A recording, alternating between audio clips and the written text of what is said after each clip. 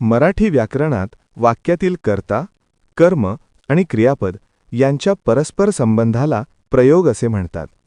प्रयोग या शब्दाची उत्पत्ती संस्कृतमधील प्र अधिक युज म्हणजे जुळणी करणे या शब्दापासून झाली. वाक्यातील प्रयोग ओळखण्यासाठी पुढील गोष्टी महत्त्वाच्या असतात. 1. वाक्यातील कर्ता, कर्म व क्रियापद ओळखावे. आता वाक्यातील कर्ता, कर्म आणि क्रियापद कसं ओळखायचं यासाठी आपण एक वाक्य पाहूयात. महेश आंबा खातो.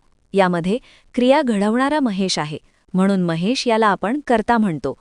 जो क्रिया घडवतो तो शब्द म्हणजे कर्ता. आता कर्म म्हणजे काय तर महेश आंबा खातो. या वाक्यामध्ये क्रिया कशावरती घडलेली आहे तर यामध्ये क्रिया आंब्यावर घडली आहे, म्हणून आंबा हा शब्द या वाक्यामधील कर्म आहे. ज्यावर क्रिया घडते तो शब्द म्हणजे कर्म. तर क्रियापद म्हणजे काय? महेश आंबा खातो. यामध्ये खातो या शब्दामुळे वाक्याचा अर्थ पूर्ण झालेला आहे. क्रियापद म्हणजेच वाक्याचा अर्थ पूर्ण करणारा क्रियावाचक शब्द. 2. वाक्यातील क्रियापद कर्त्याच्या लिंग, वचन व पुरुषाप्रमाणे बदलते की नाही ते पाहावे. 3. वाक्यातील क्रियापद कर्माच्या लिंग, वचनाप्रमाणे बदलते की नाही ते पाहावे.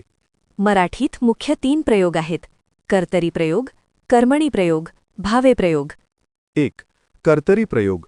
जेव्हा कर्त्याच्या लिंग, वचन, पुरुषाप्रमाणे क्रियापद बदलते तेव्हा त्यास कर्तरी प्रयोग म्हणतात. उदाहरण: महेश चेंडू खेळतो. मूळ वाक्य: महेश हा कर्ता, चेंडू हे कर्म आणि खेळतो हे क्रियापद. बदल केलेली वाक्ये. 1. नेहा चेंडू खेळते. कर्त्याचा लिंग बदल.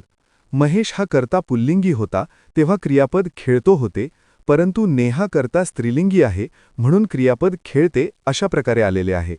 2. मुले चेंडू खेळतात. कर्त्याचा वचन बदल. 3. मी चेंडू खेळतो. कर्त्याचा पुरुष बदल.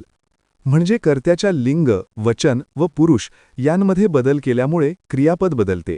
कर्तरी प्रयोग कसा ओळखावा? 1. कर्तरी प्रयोगात कर्ता व कर्म या दोघांनाही विभक्ती प्रत्यय जोडलेला नसतो. 2. कर्तरी प्रयोगात क्रियापद बहुधा वर्तमानकाळी असते. कर्तरी प्रयोगाचे प्रकार. अ. सकर्मक कर्तरी प्रयोग. क्रियापद कर्मासह असते. उदाहरण: निखिल पाणी आणतो. कर्ता निखिल, कर्म पाणी, क्रियापद आणतो. ब. अकर्मक कर्तरी प्रयोग. क्रियापद कर्मविरहित असते. उदाहरण: तो रडतो. कर्ता तो, क्रियापद रडतो. कर्मणी प्रयोग. 2. कर्मणी प्रयोगात कर्त्याला लिंग, वचन प्रमाणे क्रियापद बदलते तेव्हा त्यास कर्मणी प्रयोग म्हणतात. उदाहरण: रामने आंबा खाल्ला. मूळ वाक्य: रामने कर्ता, आंबा कर्म, खाल्ला क्रियापद. बदल केलेली वाक्ये. 1. रामने चिंच खाल्ली. कर्माचा लिंग बदल. 2. रामने आंबे खाते. कर्माचा वचन बदल. म्हणजे कर्माच्या लिंग, वचन यांमध्ये बदल केल्यामुळे क्रियापद बदलले. कर्मणी प्रयोग कसा ओळखावा? 1. कर्मणी प्रयोगात कर्त्याला विभक्ती प्रत्यय जोडलेला असतो. कर्माला विभक्ती प्रत्यय जोडलेला नसतो. 2. कर्मणी प्रयोगात क्रियापद बहुधा भूतकाळी असते. भावे प्रयोग. 3. जेव्हा कर्ता किंवा कर्म यांच्या लिंग, वचनाप्रमाणे क्रियापद बदलत नाही तेव्हा त्यास भावे प्रयोग म्हणतात. 1. उदाहरण: पोलिसाने चोरास पकडले. मूळ वाक्य: पोलिसाने कर्ता, चोरास कर्म, पकडले क्रियापद. बदल केलेली वाक्ये. 1. महिलेने चोरास पकडले. कर्त्याचा लिंग बदल. 2. पोलिसांनी चोरास पकडले. कर्त्याचा वचन बदल. 3. पोलिसाने महिलेस पकडले. कर्माचा लिंग बदल. 4. पोलिसांनी महिलांना पकडले. कर्माचा वचन बदल.